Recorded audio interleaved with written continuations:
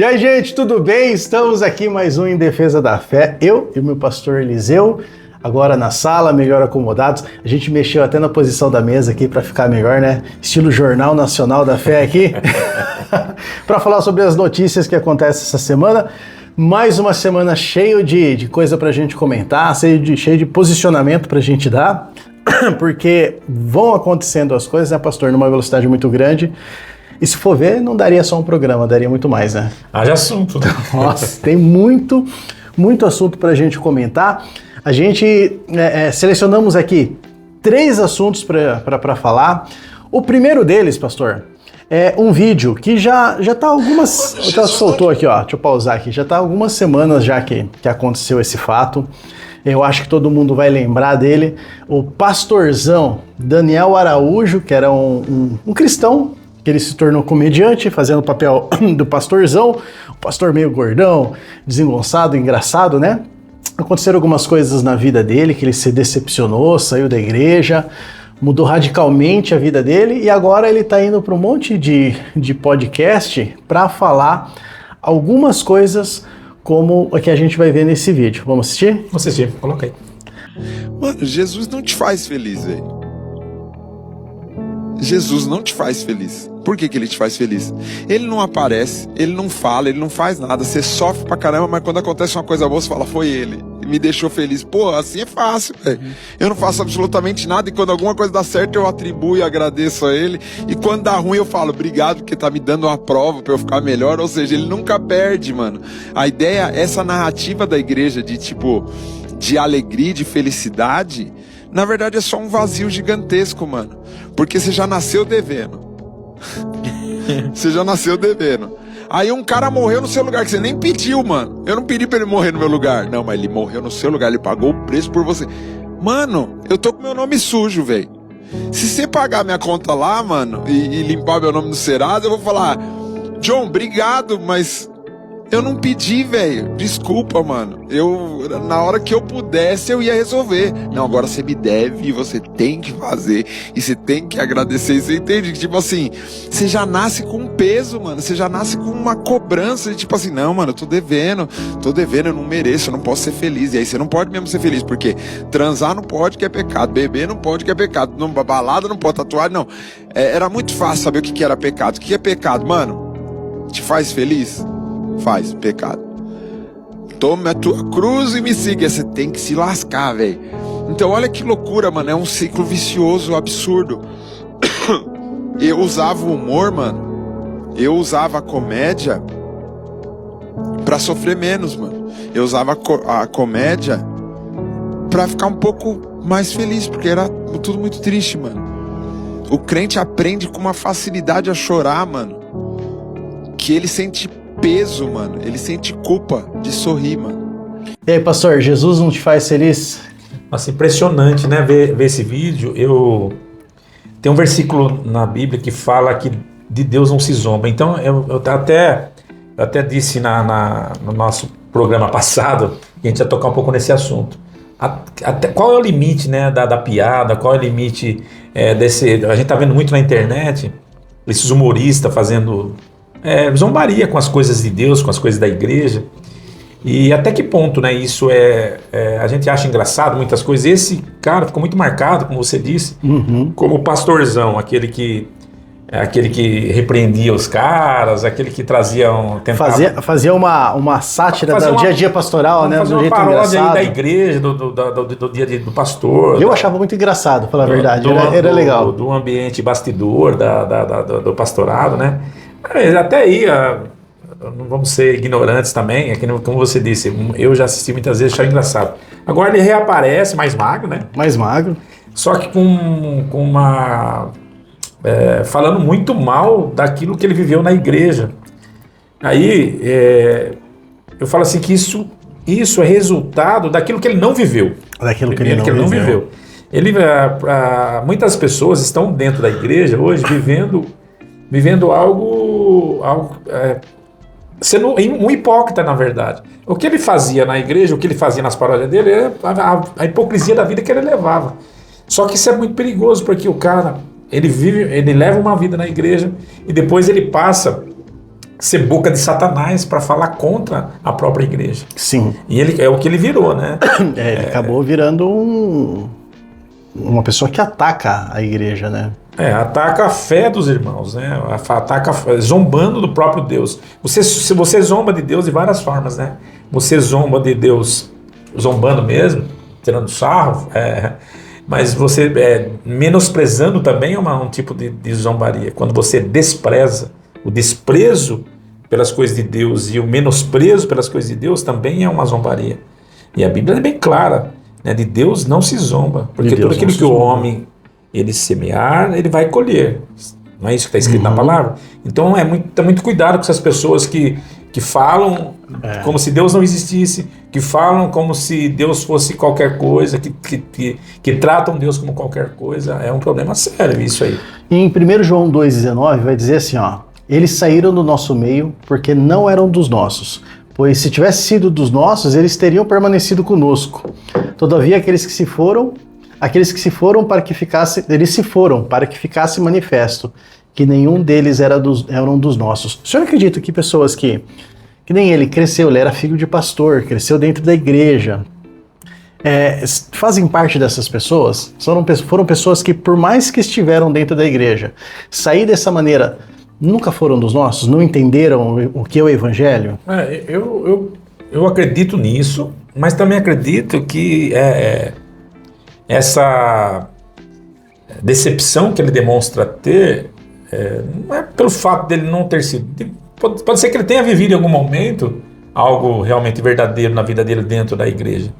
Mas o que levou à decepção foi o afastamento de Deus, Nelson. Foi o afastamento de Deus. Porque as pessoas, quanto mais você vai se afastando de Deus, mais você vai dando ouvido a outras vozes. Sim. Mas vai dando ouvido a outras vozes.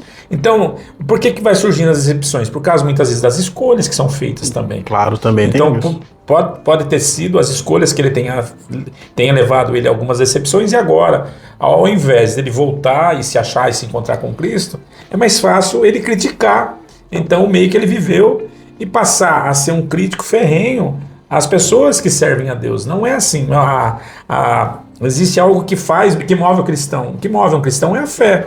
E a fé não é algo que não é uma receita de bolo. A fé é algo que você acredita e acabou. Não tem como você explicar a fé. Não tem como. Só que é o único meio de você falar de Deus é você acreditar que Deus existe.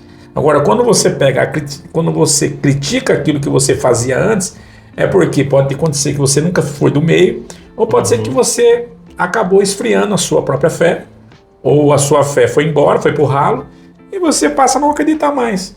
Porque é mais fácil você se tornar um crítico do que você assumir o seu próprio erro. Sim. Né? Assumir o seu próprio erro. Sim. Eu acredito, pastor, vendo mais esse vídeo todo, quando ele começa a falar assim que tudo aquilo que é gostoso, tudo aquilo que é bom é errado, né? Ele relaciona... No sentido de ele relaciona assim, Jesus não me faz feliz porque tudo aquilo que eu quero fazer, ele diz que não pode. Eu percebo que esse rapaz, e eu tenho essa percepção, que ele não teve realmente encontro com Jesus, ele teve encontro com a religião, porque a religião é aquela que diz, você não pode fazer. E aí a gente vai, de um momento ou outro, se decepcionar, porque quando a gente segue a religião, a gente segue a lei. Olha, eu não posso fazer.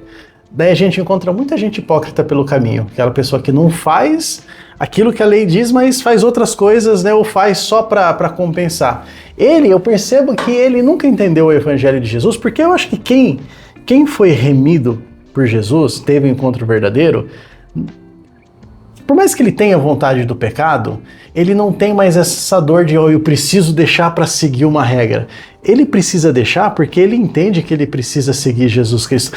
É uma percepção que não dá para o cara que uma vez remido por Jesus Cristo, eu acredito isso. Acho que quando em 1 Pedro está escrito isso, acho que a ideia que quer dizer, não dá. O cara que realmente entendeu falar, não me faz feliz, porque a felicidade se torna fazer a vontade de Cristo. Ele diz que ele não faz feliz porque Cristo impede ele de fazer a vontade dele. Eu quero fazer e Cristo não me deixa. Quando a gente encontra Jesus Cristo, a nossa felicidade é fazer a vontade de Cristo. Por mais que a gente tenha vontade de não fazer, quando a gente faz é a felicidade. Aí entra num processo que é aquilo que a gente sempre fala. Conversão. Conversão. O que é conversão? É possível que essa pessoa nunca foi do meio porque nunca se converteu. Sim, nunca passou a transformação, existe né? muita gente dentro da igreja, servindo dentro de uma igreja, até tocando, pregando e servindo a igreja como uma religião, mas que não passou pelo processo o verdadeiro processo da conversão. Isso. Porque o verdadeiro processo da conversão, ele muda tudo. Muda tudo. Ele muda tudo. Essa ideia, a ideia que ele está tendo agora, falando, dá para ver nitidamente que esse cara nunca foi convertido. Ele sempre esteve convencido no meio do povo, foi ensinado isso, adestrado em cima do cristianismo, provavelmente deve ter sido filho de algum pastor. Ou filho Ele era filho de pastor. Filho de algum pastor que foi criado na igreja. Como eu também tenho pessoas que foram filhos, que foi da igreja e não estão mais. Qual é a conclusão que você chega? Que nunca passaram pelo processo da conversão, o processo do novo nascimento. Infelizmente não é hereditário, né? Não é hereditário e não passou pelo processo do novo nascimento. Se você não passar pelo processo do novo nascimento, você vai ficar na igreja até por muito tempo, vai se convencer que aquilo é legal, tá? Mas vai chegar um determinado momento que você vai se decepcionar, talvez pela questão da meritocracia, de falar assim, pô, eu deixei de fazer isso, deixei de fazer aquilo, ou fiz aquilo, isso próprio da religião, e agora qual a recompensa que eu tô tendo? Chego, aí perdi o casamento, ou perdi vai a achar saúde. que tá abrindo mão da felicidade para seguir a regra da igreja. Aí a gente vai achar que quando é coisa boa é pra ele, quando é coisa ruim é porque ele não quis. É mais ou menos essa crítica que ele tá fazendo. Isso é prova de que esse cara nunca foi convertido. Então, se alguém perguntar assim, como as pessoas mudam de opinião? Uma pessoa que não passa pelo processo da conversão, ele vai mudar de opinião, porque a religião ela não sustenta. Ela não sustenta. Esses dias no Partir do Pão a gente estava conversando justamente sobre isso, sobre uma das maiores causas de decepção, assim como desse rapaz aqui, é aquela falsa ilusão de que vem para a igreja que Cristo vai te fazer feliz. Exato. Você não quer, Jesus não tem um compromisso de fazer a gente feliz. João 16,33 diz que a gente vai ter aflição, né? Mas confiar nele porque ele venceu o mundo. E aí as pessoas falam assim, mas por que quando você vai para a igreja você se torna feliz? Aí que tá, você vende a ideia da felicidade, mas a felicidade é a consequência do encontro com Cristo. Você não vai às vezes mudar nada. Olha, se você tá num emprego ruim, tem um carro velho, tem algum problema de saúde, você vai encontrar Jesus Cristo? Pode ser que você continue com seu emprego ruim, com seu carro velho e com sua saúde ruim.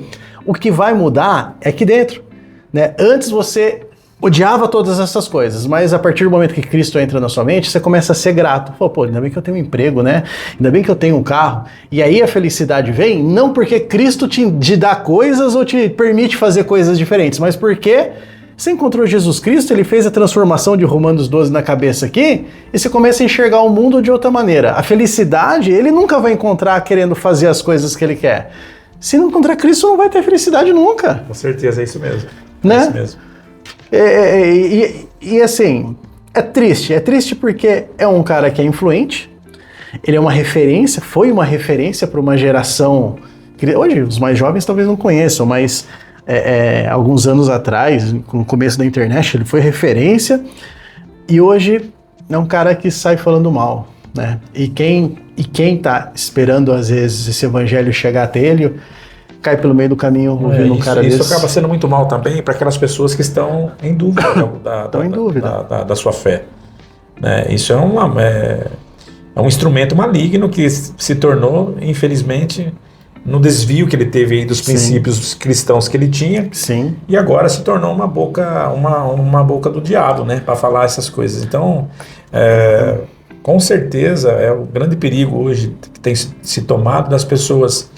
A decepção da religião fazer com que elas se tornem instrumento do maligno daquilo que ela podia ser um instrumento de Deus para a vida das pessoas. O professor falou bem, aquela pessoa que está na dúvida, pode ser que com essas palavras, né, porque assim, a igreja pode ser uma igreja boa ou uma igreja ruim. As pessoas são feridas dentro da igreja, porque são pessoas. Às vezes acontece alguma coisa, até a igreja que a gente fala, nossa, essa igreja aqui é muito boa. Um momento ou outro você vai ser magoado, você vai ser ferido com alguma coisa. Mas é intuição, né? E aí a gente pega o testemunho desse cara, essa história triste aí, e pode desanimar. O que a gente tem que fazer é orar pela vida dele para que um dia... Para que ele volte. Para que Cristo encontre ele. Quem sabe eu posso fazer uma palavra revertendo tudo isso que ele está pensando. Sim. Né? Vamos orar por ele. Ele era, eu achava ele mais interessante, mais bonitinho, gordinho e tal. Agora tá cara de acabado, ele fala um monte de besteira. Eu tô falando que esses homens, eles mudam muito, perdem unção. O Malafaia perdeu o bigode, perdeu a unção. Os aqui perdeu gordura, perdeu a unção. Por isso que eu não emagreço. Tô com esse medo aí. Uma boa desculpa também. Uma boa desculpa. Não quero emagrecer porque vai que, né? Ó, mas tem mais um. Esse tema aqui é complicado, pastor. A gente falou semana passada que ia trazer tema de humorista. A gente já falou de um, né? De um ex-humorista cristão. Mas agora é de humorista que não é cristão. É humorista do mundo. Uma vida toda torta. Ele diz ateu, né? Ele é ateu. Esse show que ele fala isso daqui, ele fala o Evangelho segundo Darwin, alguma coisa assim. Ele é ateu. Ele fez um stand-up para criticar o evangelho, os evangélicos, o cristianismo. Só que o cara pegou numa ferida, hein? Pegou numa ferida. Eu digo que ele pode ter sido usado, mesmo ele sendo ateu, ter sido usado por Deus, mesmo ele não nem acreditando. Para despertar os cristãos? Vamos assistir para ver? Vamos lá. Tu acredita em quem? Deus. E quem? Jesus. Quanto? Tudo. Tudo o quê? Tudo. Amo mais do que a mim mesmo, mais do que a minha vida. Tudo que eu faço, tudo que eu deixo de fazer é por causa desse homem que veio, viveu e morreu por nós. E existe um livro oficial que conta toda a sua história, todos os ensinamentos que eu devo usar para guiar a minha vida, e não só a minha vida, a minha pós-vida. E esse livro que representa tudo para tu. Tu já leu? Não li não. Não, peraí que eu fiquei confuso. Não é tudo, tudo. E tu leu? Não deu para mim não. Mas o que foi que houve? Grande. Tu já viu o tamanho, irmão? Esse enorme. Não deu. Não cantar chorar é difícil. Às vezes eu vou domingo no lugar que tem um cara que lê só o filé mignon pra gente. Só o creme da creme. Às vezes a gente canta os pedacinhos juntos. Tatuei um trecho aqui no braço. Tu leu e se emocionou? Não. Vi na bio do Instagram do meu pastor. E Senhor dos Anéis, já li tudo 2 vezes. Harry Potter, sei todos os golpes.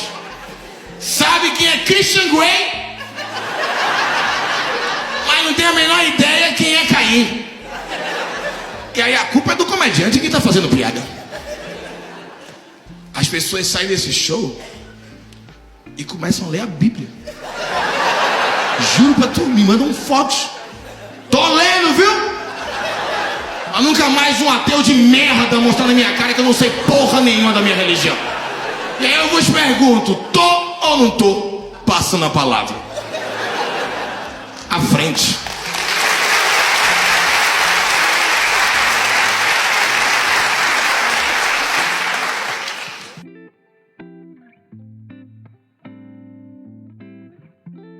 E aí, pastor? Deus é tudo na minha vida, mas eu não me correspondo com ele, não. Você vê que interessante, né? Você vê, é uma mula falando mesmo, né? Porque na zoeira, na crítica que ele faz da zoeira, aí ele acaba fazendo uma crítica que é verdadeira. Verdadeira demais. Verdadeira. A maioria dos cristãos de hoje, eles não conhecem a Bíblia. Eles não leem a Bíblia, não conhecem a Bíblia, não conhecem a Bíblia, porque a Bíblia, com certeza, para você pegar a Bíblia aqui e você pegar e começar a ler ela lá, ela é monótono. É isso. Você não vai entender muita coisa aqui, porque ela se confunde a muitas coisas, porque são aqui nesse livro ele tem épocas diferentes, tem tempos diferentes, tem momentos diferentes, são anos antes de Cristo, anos após Cristo. Quer dizer, entender o canon bíblico não é para qualquer um, não é fácil. Por isso que foi mais fácil tirar isso aqui do povo. Mas aqui está o segredo da sabedoria de Deus. Sim. Então esse é o grande problema realmente dos cristãos. Por que a igreja está no pé que está? Inclusive que nós acabamos de falar de um assunto aí, do cara que não acredita mais em nada. Por quê? Porque esse cara nunca teve realmente uma relação pessoal com a palavra de Deus.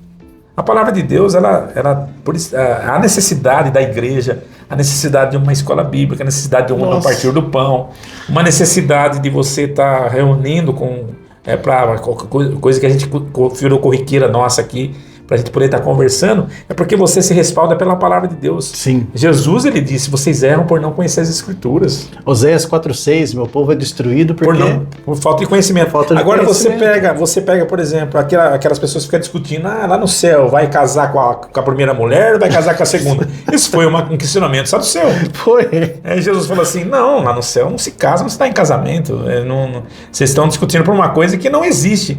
A maioria das discussões das pessoas, dos cristãos, primeiro, são por coisas que não existem ou por coisas que não conhecem de fato. Sim. Então nós temos uma crítica muito forte aí. Muito forte. Até a Mula falou aí, mas independente se o cara é ateu ou à toa, para mim é os dois. Falou verdade, né? Falou verdades. Falou verdades ali. Analise bem o que ele falou ali. Né? Pessoas que não estão... Que falam de uma coisa que eles nem leem, que eles nem sabem. Ele falou, eu achei engraçado que ele falou assim que, eu vou na igreja domingo porque tem um cara lá que dá só o filé mignon. É o pastor que pega só uma mensagem e pra pessoa tá bem, né? Não precisa saber da Bíblia. Ele E não é vem bem aqui, isso, e não é bem isso. É bem isso, vem. bem isso. A vida religiosa da pessoa se resume ao domingo. Vim aqui, ouvi o senhor pregar sobre a Bíblia e acabou. E acabou, né, pastor? Não tem... Por que surge o falso? Porque você não conhece o verdadeiro. Sim, Porque quando você conhece o verdadeiro, você facilmente detecta o falso. verdade. Agora, se você não tem conhecimento do verdadeiro, qualquer falso passa a ser verdadeiro. Eu lembro daquele versículo que fala dos bereanos, né? Que eles tinham mais valor porque eles sabiam ver o que era falso, o que era verdadeiro. Eles examinavam na palavra, né? Hoje em dia a gente vê tanta aberração. Essa palavra não é nem tanto heresia, viu? É aberração, chega a ser, né? Porque foge tanto da palavra que já não é nem cristão mais, é umas coisas. São um centro de banda evangélico, gente batendo tambor, girando roda e fazendo não sei o que lá. Daqui a pouco tem até charuto e cachaça dentro da igreja. Só falta isso daí, jogar pipoca, porque... por conta de falta de palavra, né? A pessoa se emociona. As pessoas lotam as igrejas para cantar a mão e falando assim, por ele estou gastando a minha vida, mas não lê a Bíblia para ele saber o que tá... Ele não sabe que quem estava falando isso era João Batista, meu Deus do céu, não é ele que está gastando. As pessoas não fazem ideia do que estão fazendo nas igrejas, né, pastor? É triste ouvir esse cara falar, porque um cara que está tirando sarro da nossa fé, a gente não pode nem brigar com ele, porque ele tá certo. Porque ele fala um monte de verdade. Tá certo, o cara tá certo. Né? Ele foi tirar sarro da gente e a gente vai dizer o quê? Não, nosso povo aqui, ó, escola dominical é o momento que mais lota a igreja. Não é. Então, e você pode ver que a maioria desses caras que tiram... quem tá fazendo hoje mesmo o stand-up gospel são os crentes, são os comediantes crentes. Tem alguns caras aí que eles pegam, começou com aquele cara lá que... Jonathan Nehmer, acho que foi o primeiro, né? Tem aquele outro lá que o cara ficou bem de vida também, né? Aquele que fez o papel do Rei Teté lá. Tem sei. Tem uns famosos do TikTok que aparecem. Aí, mas tem vários que fizeram carreira em cima disso aí. Fizeram carreira em cima disso. Pegaram uma veia de falhas da igreja e começaram a soltar isso. Tem um muito famoso, que já é mais antigo, o pastor Arnaldo, que é um cara que fazia... Esse é um zombador. Ele fazia zombaria. O cara tava fumando cigarro. Mas ele nem é crente, esse cara. Ele não é cristão, né? Não, ele fez um personagem, deve ter passado pela igreja, mas é igual esse pastorzão aí. Decepcionado. Fez um personagem, deve ter decepcionado, pega as falhas das igrejas e passa a começar, e pega as partes ruins da igreja e passa a fazer comédia com isso, né? Até que ponto isso é saudável, pastor? Você fazer o cristão que faz comédia. Até que ponto é saudável a comédia que ele faz ou até o ponto começa a virar zombaria? Você sabe que a música, a comédia, ela também tem um fator crítico, né? De falar algumas verdades. Uhum. Isso foi muito usado na ditadura militar, o pessoal usava muita comédia, usava muita música para poder... A história do bobo da corte, né? Que contava pro rei as notícias que ele não queria ouvir de forma bem-humorada porque não podia... Era o bobo, né? Então, eu acho que tem esse fator também crítico, que é uma crítica construída para poder falar daquilo de verdades, que é aquilo que às vezes você não pode falar abertamente, né? Porque nem nós aqui não temos compromisso com um erro, então a gente não precisa fazer comédia, a gente fala as verdades da palavra, doa quem doer. Mas às vezes a pessoa fala assim, pô, posso falar essas verdades e nem ganhar dinheiro com isso, né? Sim. Porque você vai rir de algo que é realmente verdadeiro. Às vezes que nem esse cara fez aí. Tá fazendo comédia para ser um crítico de algo que realmente é verdadeiro. Mas será que às vezes, de tanto se fazer piada com isso, perde a força da transformação? Faz piada, faz piada, faz piada. Daqui a pouco, já é normal, já virou piada. E a gente não sente mais algumas piadas assim que nem isso aqui, todo mundo deu risada e ficou por isso mesmo. Era uma crítica, mas daí se faz tanta piada com isso que a piada acaba... Eu acho que ela tem o poder de crítica. Só que quando começa a ser muito aceita, acho que já começa a perder. De crítica, a gente sabe, né? Que você ser engraçado, ou você... É um meio de cativar o público que você está fazendo. Eu admiro as pessoas que conseguem falar sério e ao mesmo tempo ser engraçado. Eu admiro. Porque você acaba cativando o seu público com isso. Não é uma crítica. Eu acho assim um ponto interessante até. Admiro pessoas assim. É uma qualidade que a pessoa consegue falar coisas sérias. Estilo Cláudio Duarte. Levando humor. Eu acho que o Cláudio Duarte passou do ponto para mim. Passou do ponto. Eu acho que ele confundiu um pouquinho porque ele começou. Quando você acha que é você, aí é o problema. Ele deixou de ser pastor, virou comediante também. Ele começaram a exaltar muito essa veia cômica dele, uma coisa natural dele de fazer. Sim. Ele tem essa habilidade de ser engraçado e falar coisa séria. Eu já vi o pastor Cláudio Duarte pregando mensagens assim muito sérias, jogando a veia cômica. Só que começaram a buscar nele a veia cômica. E ele começou a ganhar com isso. Ele começou a ganhar com isso. Então ele foi conhecido por causa disso. Foi convidado para ir em alguns programas de TV. Foi convidado. Aí o que acontece? O cara começa a ficar famoso. Ficou cabeludo, né? É aquela tendência, mudou muito, estragou. Ficou cabeludo, que ele era meio careca. Agora tá com um topetão branco assim, ó. Com uma peruca legal. Parecendo o Benihim. Mas ele fala assim, veja bem. A gente não pode ser crítico por ser crítico, né? Sim. É o que a gente tá falando dos exageros. Então, o problema não é o cara contar uma piada ou fazer um... O problema é quando ele começa a exagerar naquilo, né? Ele perde a dose certa para jogar um humor no momento de uma palavra que tem que ser séria. Aí ninguém leva a sério. Se a minha pregação virar piada, então aqui não é mais igreja, aqui é circo.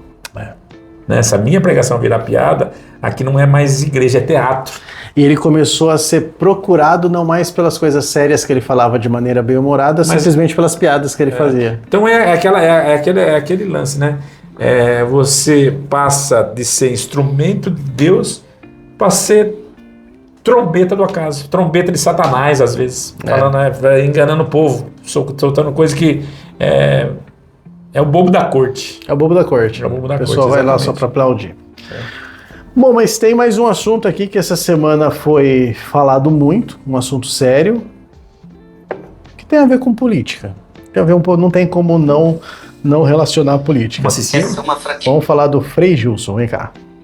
Essa é uma fraqueza da mulher. Ela sempre quer ter mais. Eu não me contento só em ter qualidades normais de uma mulher, eu quero mais. Isso é a ideologia dos mundos atuais. Uma mulher que quer mais. Eu vou até usar a palavra que vocês já escutaram muito: empoderamento. Eu quero mais. É claro ver que Deus deu ao homem a liderança. É claro ver que Deus deu ao homem um ser o chefe. Isso está na Bíblia. O homem é o chefe do lar. O homem foi dado a ele liderança. Mas a mulher tem o desejo de poder. Não é desejo de serviço, desejo de poder. Repito a palavra: empoderamento. Essa palavra é do mundo atual. Portanto, eu já começo a falar: a guerra dos sexos é ideologia pura. A guerra de masculino com feminino é diabólico. Para curar a solidão do homem, Deus fez você. Olha o texto bíblico, Gênesis 2:18. O que está escrito aí? Vou dar-lhe uma auxiliar que lhe seja adequada. Deus faz uma promessa para Adão: eu vou fazer alguém para ser sua auxiliar. Aqui você já começa a entender qual é a missão de uma mulher. ela nasceu para auxiliar o homem. Os dois não podem viver em guerra.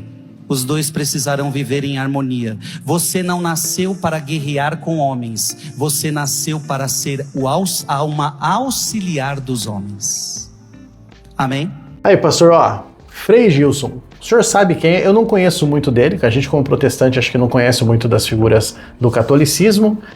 Quem é Frei Gilson? Então, ele está muito falado esses dias aí, porque parece que houve uma polêmica, né? Entre direita e esquerda aí. Pegaram para cancelar ele, né? Porque o Frei Gilson ele tem um posicionamento mais levado à direita e o pessoal da esquerda parece que meio que quis cancelar.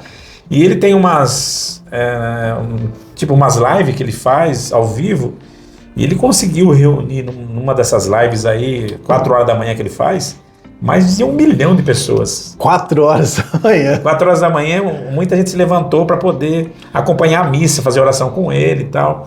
Eu vou tocar um pouco nesse assunto do Frei Gilson. Eu ouvi algumas entrevistas dele.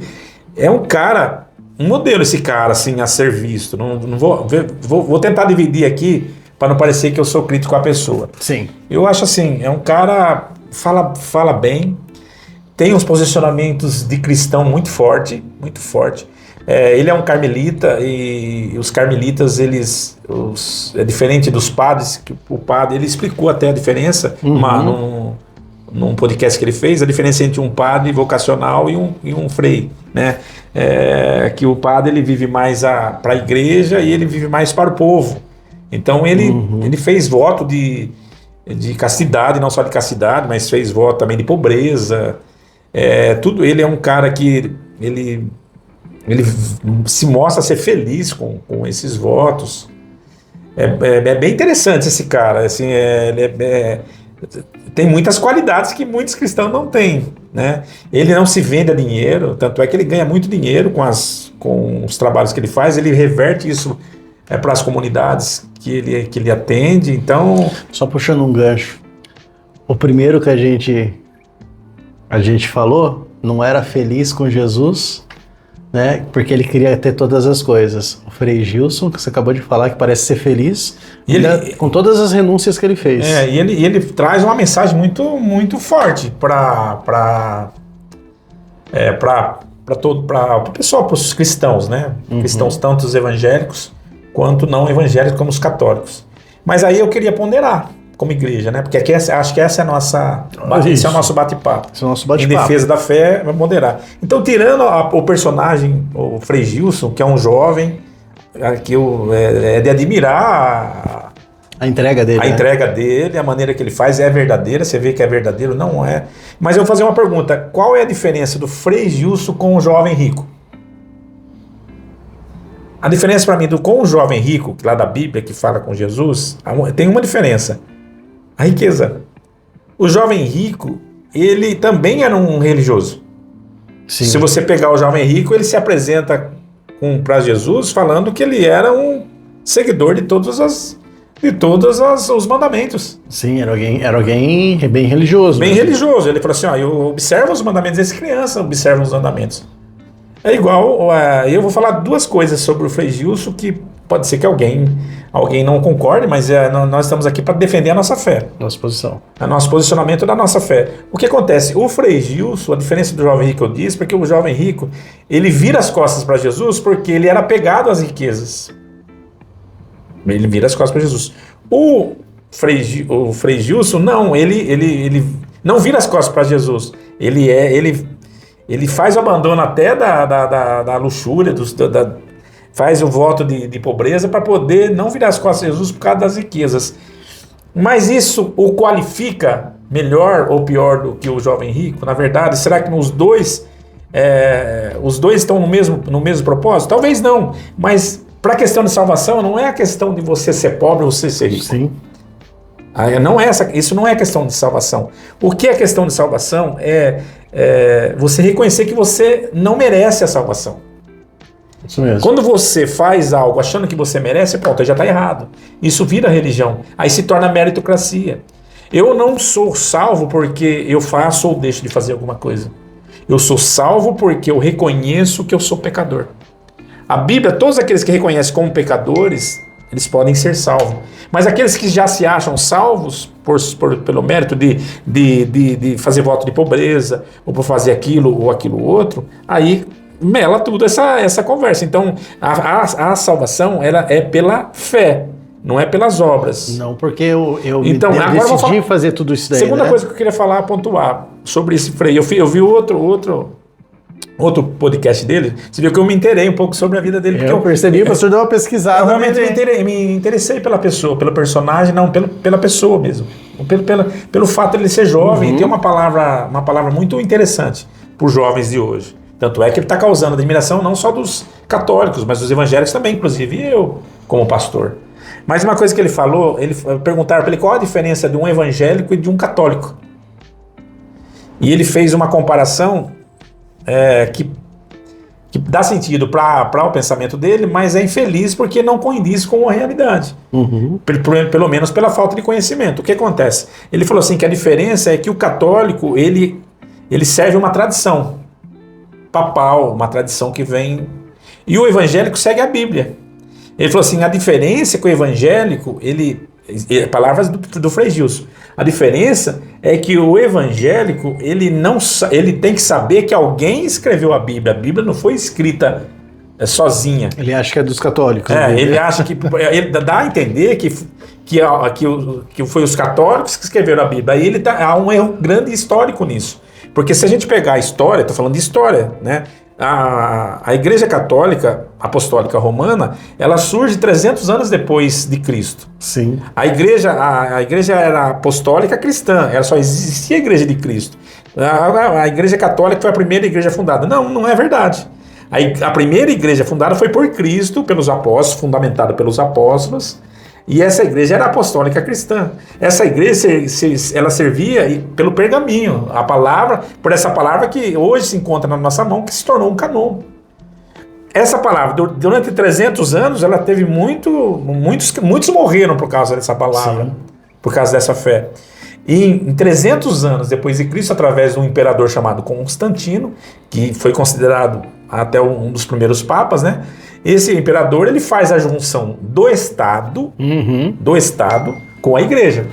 Por isso que a igreja se tornou Igreja Católica Apostólica Romana. O Estado de Roma, ele entra no catolicismo, o imperador faz essa junção, e nessa junção, nessa aliança que é feita com o Estado, entra muitas coisas dentro da igreja, muitas coisas dentro da igreja que depois são aperfeiçoadas, muito mais depois vai entrando na igreja, são coisas que eles seguem, que não estão escritas na Bíblia.